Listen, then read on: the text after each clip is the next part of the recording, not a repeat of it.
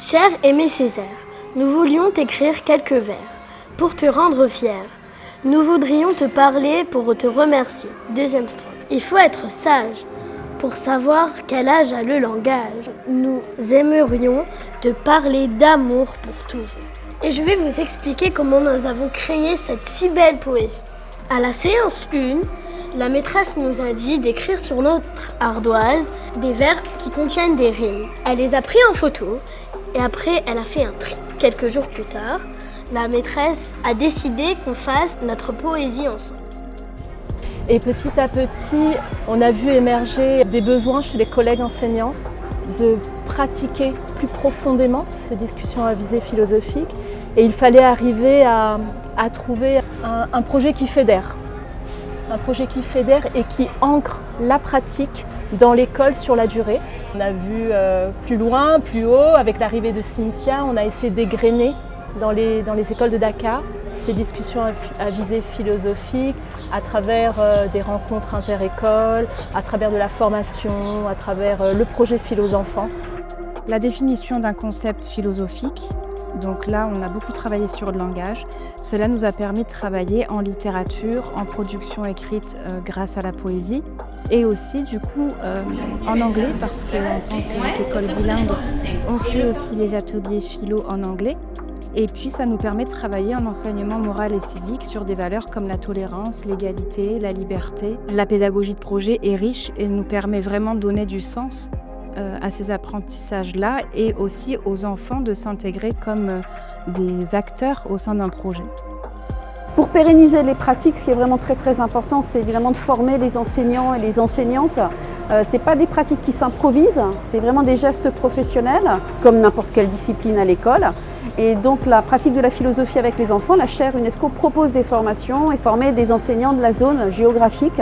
Et ils pourront importer, semer les ateliers de philosophie dans les écoles de la zone. Et c'est très important, encore une fois, pour démocratiser l'accès à cette discipline et à ces pratiques citoyennes. Si on est très intelligent, on est de plus en plus intelligent, est-ce que c'est la peine d'aller à l'école? Quand on parle de philosophie, on va forcément parler de culture. Et donc ce qui est extrêmement intéressant, c'est de s'intéresser à la culture du pays des élèves que nous accueillons. Et donc de ce qu'on appelle de contextualiser au pays, à la culture que les élèves fréquentent, que ce soit leur culture personnelle ou la culture d'accueil. Et là aussi, on est vraiment sur un travail d'échange, de comparaison, de parler aussi de croyances, on peut en parler à l'école, d'échanger, de débattre, mais toujours encore une fois dans une structure et avec un accompagnement très guidé de l'enseignant. De pouvoir développer ces deux aspects, c'est-à-dire de pouvoir développer leur capacité à comprendre l'autre, à échanger, à convaincre peut-être, mais aussi de pouvoir développer un esprit critique qui sera extrêmement utile dans leur construction de citoyens. Et c'est bien sûr un des enjeux et des principes de l'école, de développer des citoyens éclairés. Plusieurs fois, je me suis retrouvée à discuter de ça avec des enseignants qui étaient un petit peu frileux et qui mettaient vraiment le mot philosophie sur l'atelier. Pour eux, c'était compliqué. Alors je leur disais, ok, on enlève le mot philosophie et on va parler de la liberté.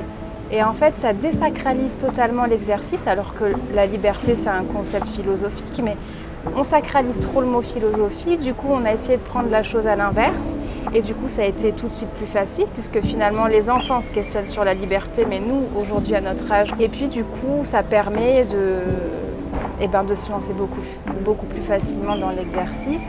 Et comme le disait Dounia, je pense que travailler en co-animation dans un premier temps, ça aide vraiment parce que du coup ça permet à l'enseignant qui est en formation de pouvoir observer.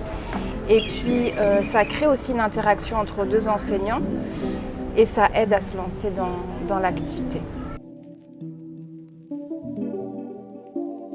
Mon fils, un jour, il est rentré, il m'a dit « Ah maman, tu connais Luc Daour ?»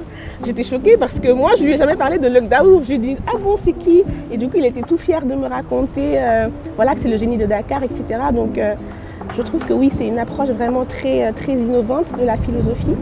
Et adapté aussi aux plus jeunes, évidemment. Et donc, c'est tout un enrichissement finalement qu'on donne à ces enfants-là. Il a été proposé il y a 3 ans ce programme par l'école, Aimé Césaire, la directrice nous en a parlé et on a été ravis. En tout cas, moi j'ai été ravie, je l'ai accueilli avec beaucoup d'enthousiasme et je trouve que c'est une initiative merveilleuse d'apprendre aux enfants à penser, à ressentir, leur donner le droit d'être des individus à part entière. Et on voit tout de suite l'impact sur les enfants. Quand elle revient avec des questions philosophiques à la maison et que je veux donner mon opinion, elle s'impose en disant non, il n'y a pas de bonne réponse. Il y a des réponses et j'ai le droit d'avoir mon opinion et ton opinion, c'est ton opinion. Donc ça leur donne de l'assurance et de la confiance. C'est une évolution que je vois à travers les années qui est très positive. Donc aujourd'hui, on va écrire la 3e strophe. On va essayer de mémoriser tout ce qu'on a écrit et trouver des plus belles idées. Et mercredi, nous allons aller à l'Union avec l'école de Jal Diop et nous allons expliquer la philosophie. Et nous allons dire à l'école Jal Diop tout ce qu'on a essayé de trouver comme idée. Et nous avons écrit des petits mots qui riment et des phrases qui riment aussi. Merci de m'avoir écouté.